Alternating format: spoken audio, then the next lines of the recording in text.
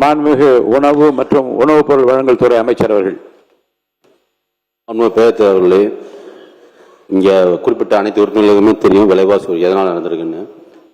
Iran போராலயம் நம்ம petrol டீசல்லாம் available கம்மியாக இருக்கிறனாடி தான் இந்த விலை எல்லாத்துலேயும் இருக்குது.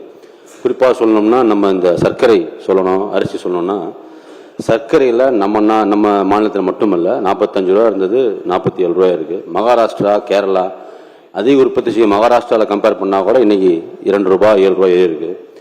இந்த அத்தியாவசிய பொருள் எல்லா இடங்களும் உயருது. இன்றைக்கி அவர் சொன்ன மாதிரி நம்ம சட்டமன்ற சொன்ன மாதிரி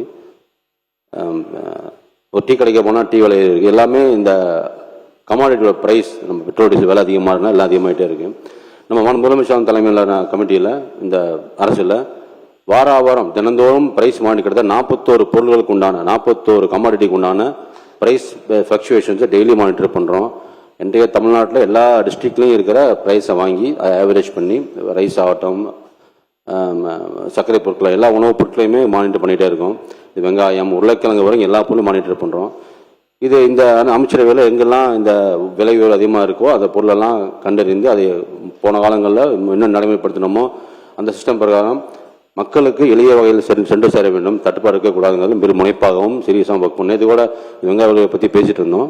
முதலமைச்சர் தலைமை மீட்டிங் ஈவினிங் போட்டிருந்தோம். இந்த ப்ரைஸ் மானிட்டரிங் கமிட்டியில் வாரம் லிஸ்ட்டை வாங்கி எந்த பொருளும் விலை அதிகமாக இருக்குது அதை எப்படி கண்ட்ரோல் பண்ணலாம், இந்த பண்டிகை காலங்களில் விலை அதிகமாக இருக்கா, இல்லை டீசல் வாயில் போடுறதுனால விலை அதிகமாக இருக்கா, விளைச்சல் குறைபாடு அதிகமாக எல்லாத்தையும் மானிட்டர் பண்ணுறோம்.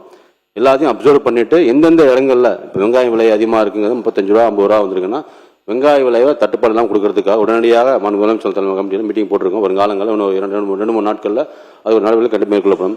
ரேஷன் கடைகள் மூலமாக மட்டுமல்ல, ரேஷன் கடை சொன்னாங்க, ரேஷன் கடைகள் மட்டுமல்ல, இந்த அங்கன்வாடி நம்ம பசுமை கடைகள்லாம் இருக்குது, கடைகள் மூலமாகவும் போன ஆட்சி காலம் பண்ணியிருக்காங்க. அதே சிஸ்டம் இந்த மக்களுக்காக வேலை செய்யும், மக்களுக்காக பணியாற்றும் இந்த அரசு தலைமையிலான அமைச்சர்கள் கண்டிப்பாக எந்த விதமான விலை தட்டுப்பாடு அதிகமாக இருந்தாலும், பொருட்கள் தட்டுப்பாடு இருந்தாலும் கண்டிப்பாக உரிய நடவடிக்கை வெகு விரைவில் கண்டிப்பாக எடுத்துக் கொடுப்போங்கிறத நமக்கு தெரிவித்துக் கொள்கிறேன்.